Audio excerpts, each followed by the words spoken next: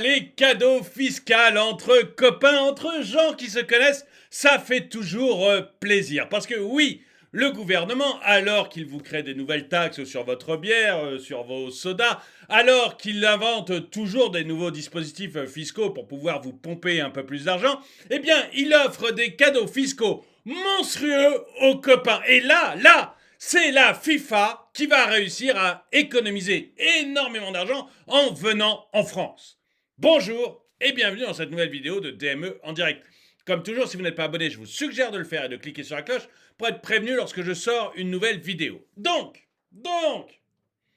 vous payez toujours plus d'impôts. On voit que le prélèvement de l'État est passé à 45% pardon, du PIB selon les stats de l'INSEE, 48 selon les stats européennes. Bref, l'État prend la moitié de la richesse produite dans ce pays si vous êtes une entreprise ou si vous êtes un particulier. Seulement voilà, il y a les copains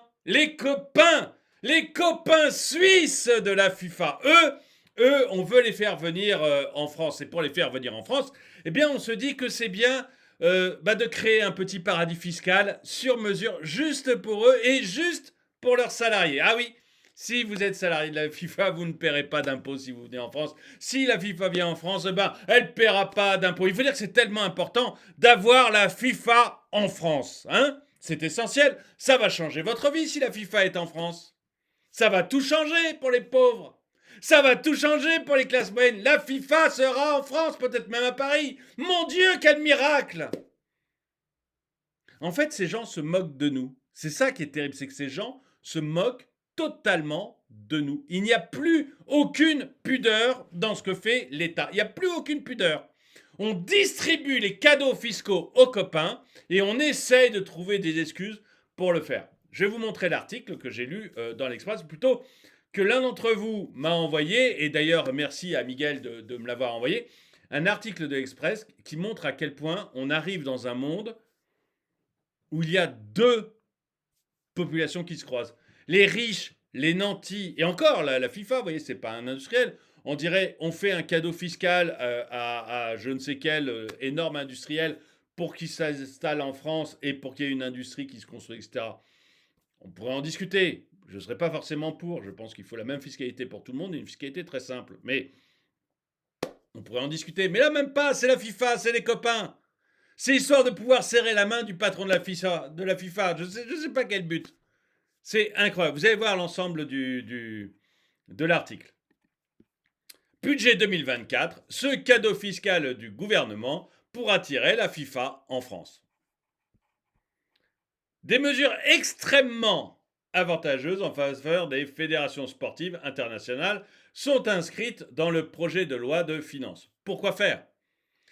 Je veux dire, le fait qu'on ait la FIFA ou non à Paris ne changera pas le niveau du foot français. On avait Mbappé avant la FIFA.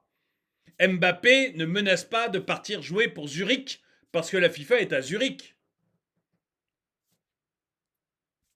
Je cite Mbappé, je pourrais citer d'autres joueurs internationaux, mais vous voyez, à quoi ça nous sert ? À quoi ça nous sert ? Un cadeau fiscal inacceptable pour l'opposition, et pour une fois je suis d'accord avec l'opposition, un élément important d'attractivité pour le gouvernement. Eh bien, on va voir tout ça. Un amendement du projet de loi de finances pour 2024 déposé par les députés de la majorité présidentielle et retenu par le gouvernement crée un cadre fiscal particulièrement avantageux pour les fédérations sportives internationales, comme l'a révélé Les Échos. Il vise à favoriser l'installation et le maintien sur le territoire de ces instances en leur garantissant un cadre fiscal adapté et pérenne pour leur activité de gouvernance du sport et de promotion de la pratique sportive qui sont exercées hors du champ concurrentiel ou marchand. Pourquoi ? Pourquoi ne pas créer un cadre fiscal attractif pour tout le monde ? On aimerait le savoir. Concrètement, le dispositif propose une exonération de l'impôt sur les sociétés. Bah tiens, le mec, le petit commerçant ou le chef d'entreprise qui crée une PME, qui crée 50, 100 emplois dans sa PME, lui, on va pas l'exonérer d'ISF. Ah non! Ah lui, il faut qu'il paye plein pot, quitte à déposer le bilan. Lui, on va le taxer à mort, sur tout ce qu'il fera. On le taxera. Avant même qu'il ait implanté sa boîte, on le taxera. Par contre, la FIFA, c'est les copains. Ah, attendez, on se voit à chaque match de foot, un peu international, on se voit dans les tribunes, on boit du champagne ensemble et on mange un peu de caviar et des petits fours ensemble. On va quand même pas taxer les copains. Bah non, on va pas taxer les copains, ça serait pas bien. C'est vraiment ça, hein. Je pense que c'est vraiment ça. On va pas taxer les copains, on mange des petits fours ensemble et on boit du champagne ensemble. Ça serait quand même dommage.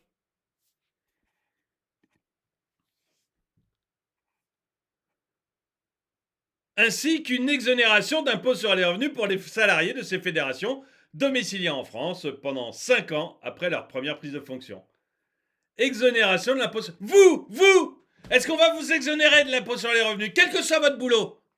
Même si vous avez un boulot hyper essentiel, est-ce qu'on va vous exonérer de l'impôt sur le revenu? Non. Par contre, si vous êtes secrétaire ou standardiste à la FIFA, pas d'impôt sur le revenu. Pas d'impôt sur le revenu. Si vous êtes un cadre dans l'IA, dans l'intelligence artificielle, un cadre hyper performant dans l'intelligence artificielle qui pourrait faire gagner des années d'avance à la France. Et il y a beaucoup de gens français qui sont à l'origine de l'iPhone. C'est un Français qui a bossé avec Steve Jobs là-dessus. À l'origine, vraiment au premier poste de l'IA, c'est des Français. Enfin, il y a beaucoup de Français, c'est pas que des Français, faut pas exagérer non plus, mais il y a beaucoup de Français. Ah, eux, s'ils viennent, on les taxe au maximum. Par contre, vous êtes un cadre de la FIFA. Un cadre qui s'occupe dans quel pays on va jouer au ballon. Alors là, on va pas vous taxer. Là, alors là, c'est trop important. Ces gens se foutent de nous. Hein. Ces gens se foutent vraiment de nous. Ils se foutent de nous. Pour moi, la taxe, ça doit être quelque chose d'hyper simple, avec zéro flat tax. Moi, je suis pour la flat tax, d'ailleurs. Même taxe pour tout. Tout. Quoi qu'il arrive, tout. Même taxe, une taxe, d'ailleurs, je sais pas, 30%. Quoi qu'il arrive, sur tout. Je prends 30% en tant qu'État.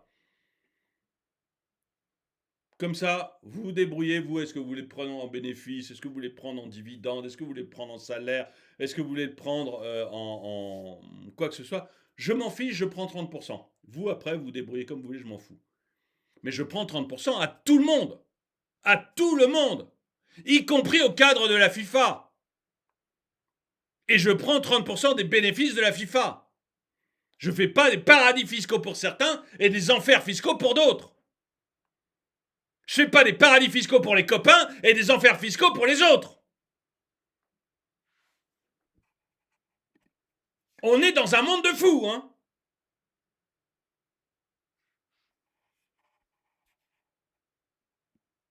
Donc, les salariés de la FIFA vont pas payer d'impôt sur le revenu. Et la FIFA va pas payer d'impôt du tout. Tout va bien.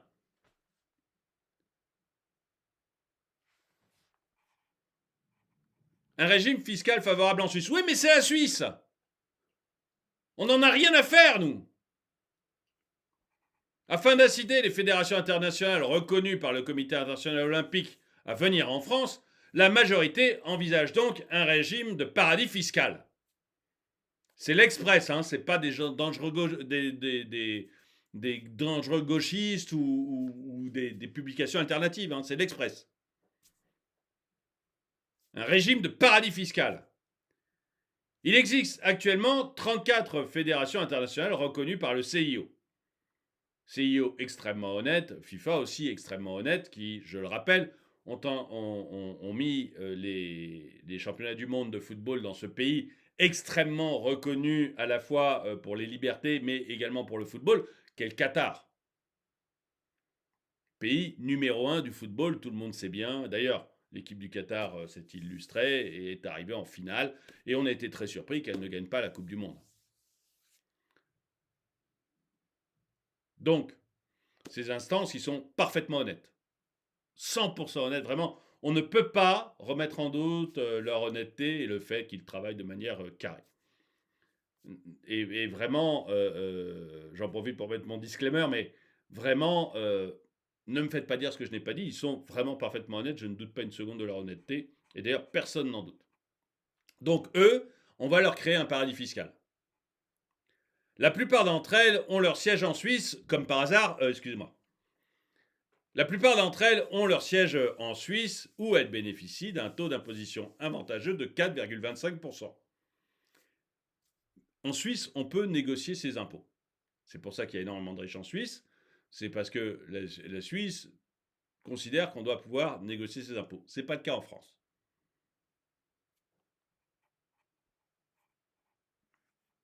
Et moi, je n'y suis pas favorable. J'adore la Suisse. Hein. Alors là, franchement, c'est l'un des pays où je finirai peut-être mes jours. J'adore la Suisse. Mais il y a un moment, voilà, c'est pas notre mentalité. Et moi, je suis contre ce genre de choses. Je pense qu'on doit mettre une flat tax à tout le monde. Voilà, une flat tax, la plus basse possible. La plus basse possible. Mais tout le monde paye la même somme et il n'y a pas de petits arrangements, de petits trucs comme ça. Maintenant, dans l'esprit suisse, c'est de dire, bah voilà, monsieur machin, il est multimilliardaire, on préfère qu'il nous paye quelques millions d'euros plutôt que rien du tout en s'en allant ailleurs. Ok, c'est l'esprit suisse. Ce régime est favorable ce régime très favorable, pardon, a permis à la FIFA, dont le siège est installé à Zurich. Dites-moi dans les, excusez-moi, je m'interromps de temps en temps, mais dites-moi dans les commentaires ce que vous en pensez, parce que en même temps, je suis en train de réfléchir. Dites-moi ce que vous en pensez. Est-ce qu'il vaut mieux une flat tax? Est-ce qu'il vaut mieux, bon voilà, ce que veut faire la France, c'est-à-dire on taxe tout le monde bien comme il faut, énormément, sauf certaines fédérations comme la FIFA, le CIO, etc., où là, on va mettre une taxe à zéro, on va leur créer un paradis fiscal sur mesure. Est-ce qu'il faut faire, comme je le dis moi, une flat tax, c'est-à-dire tout le monde paye la même chose le plus bas possible? On voit ça en Estonie notamment, et en Lituanie, il me semble. Lituanie. Donc, c'est 30% pour tout le monde, quel que soit le revenu. 30%. Et on prend rien de plus.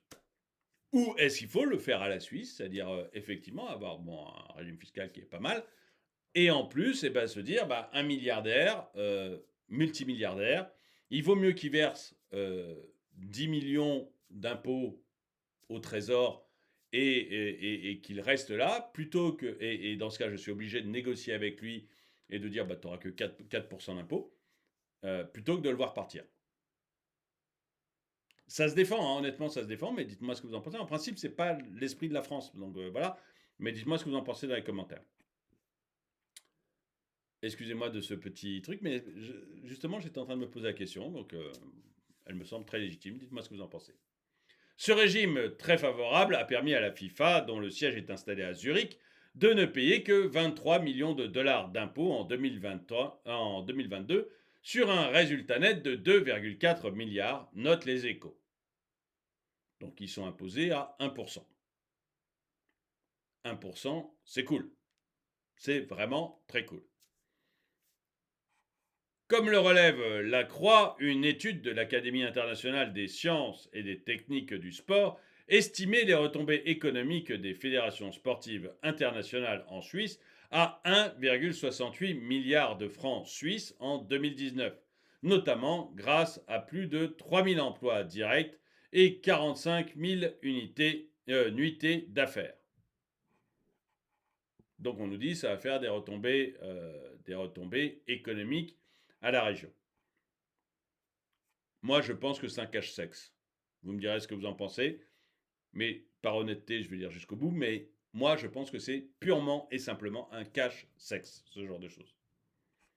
Des retombées économiques potentielles. Le gouvernement n'a pas confirmé que cet amendement visait à attirer davantage en France la FIFA, alors que l'Élysée rêve de voir l'instance dirigeante du foot mondial déménager son siège de Zurich à Paris.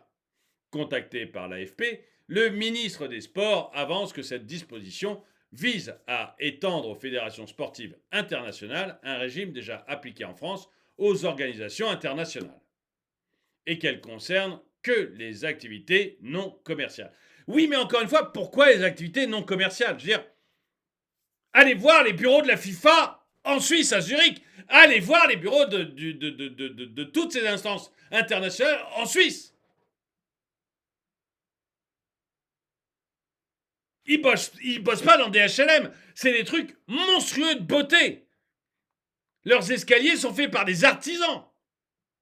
C'est pas des bêtes escaliers comme ce que vous voyez d'habitude. C'est fait par des artisans. Hyper cher.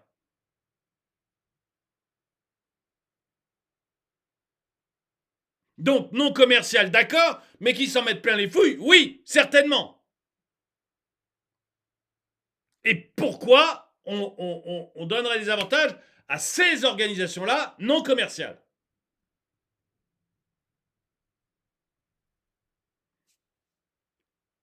C'est mal de faire du commerce, c'est mal de gagner de l'argent. Et d'oser le dire, parce que ces gens gagnent plein de fric, mais n'osent pas le dire. Ils se drapent dans la vertu. Encore une fois, allez voir leurs dirigeants. Allez voir les bureaux. Dites-moi si c'est pas du luxe digne d'LVMH. Et je vous assure qu'LVMH rapporte beaucoup, beaucoup plus que 3000 emplois directs. LVMH rapporte beaucoup, beaucoup plus que 45 000 unités d'affaires.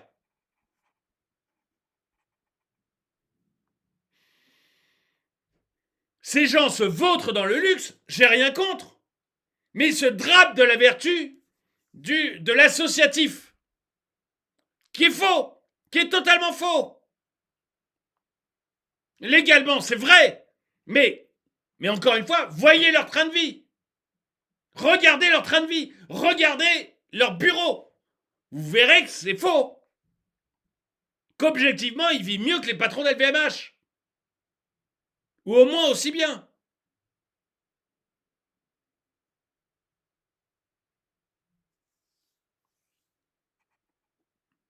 Encore une fois, la FIFA a donné la Coupe du Monde au Qatar. Au Qatar.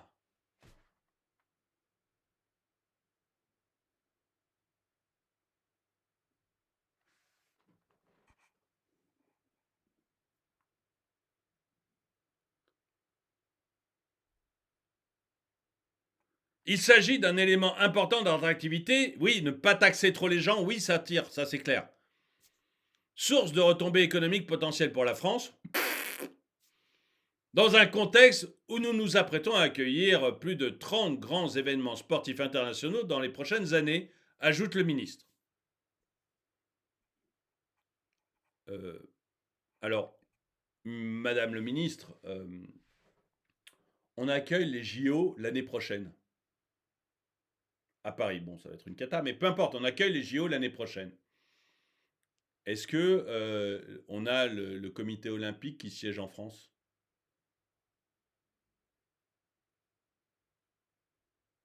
On a accueilli la Coupe du Monde de rugby.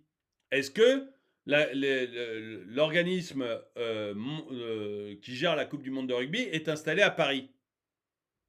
Est-ce que ces organismes, que ce soit le comité olympique ou celle de la Coupe du Monde de rugby, envisagent de déménager tous les 4 ans, ou en fonction du nombre de coupes qu'ils font, dans un autre pays?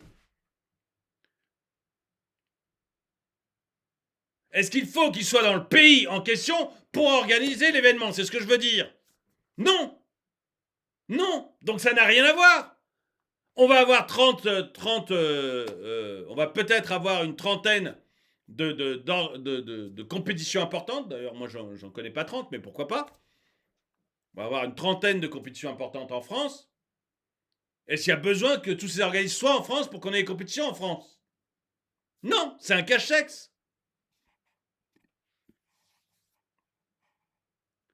Mais selon une source interne à la FIFA contactée par l'AFP, l'objectif visé est bien la FIFA. L'instance dispose déjà d'une antenne à Paris depuis juin 2021, une annexe à l'hôtel de la Marine, place de la Concorde. Un endroit pas moche. Celle-ci, mais c'est très bien qu'ils vivent dans un endroit pas moche. Moi, ce que je critique, c'est pas les riches. Hein. Je critique pas les riches. D'ailleurs, vous ne critiquez pas LVMH, par exemple, ni Bernard Arnault. Je critique pas les riches, je critique l'hypocrisie. Ce que je critique, c'est l'hypocrisie. Or là, ça me paraît complètement hypocrite. Ces organismes me semblent hypocrites parce que ils se drapent dans la vertu alors qu'ils sont immensément riches et vivent comme des immensément riches.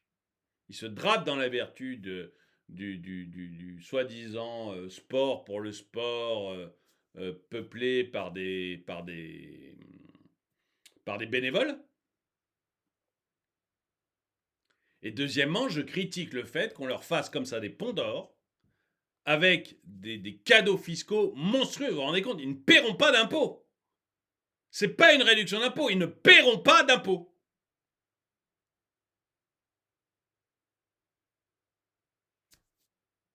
Moi, c'est ça que je critique. Parce que vous en payez. Celle-ci, donc l'antenne, est chargée des relations avec les fédérations, des coopérations techniques en faveur du développement du football. Elle abrite aussi une chambre de compensation chargée notamment des mécanismes de solidarité. L'objectif est de faire venir des fédérations internationales, pas seulement la FIFA, indique à Ouest France le député Renaissance Mathieu Lefebvre, l'un des signataires de l'amendement. La FIFA a été, parce que tous ces gens, tous ces députés, ils créent des taxes au fur et à mesure. C'est les champions du monde de la taxe. Hein. Je parle régulièrement de nouvelles taxes qui vont vous arriver sur le coin du nez dans les mois qui viennent, c'est-à-dire à partir de janvier, de nouvelles taxes ou d'augmentation de taxes existantes. C'est-à-dire qu'ils sont très très forts pour vous en mettre plein la tête. Et en même temps très très forts pour sauver les autres, leurs copains. Je ne parle pas forcément de Mathieu Lefebvre, je ne le connais pas. La FIFA a été créée à Paris en 1904 avant de déménager en 1932 à Zurich, qui est devenu son siège principal en 2007. En septembre dernier, l'instance avait prévu de déplacer plus d'une centaine de postes de collaborateurs à son siège de Zurich vers Miami en Floride, avait indiqué à l'AFP une source ayant connaissance du dossier. La FIFA n'a pas besoin d'échapper à l'impôt, mais elle fait tout pour.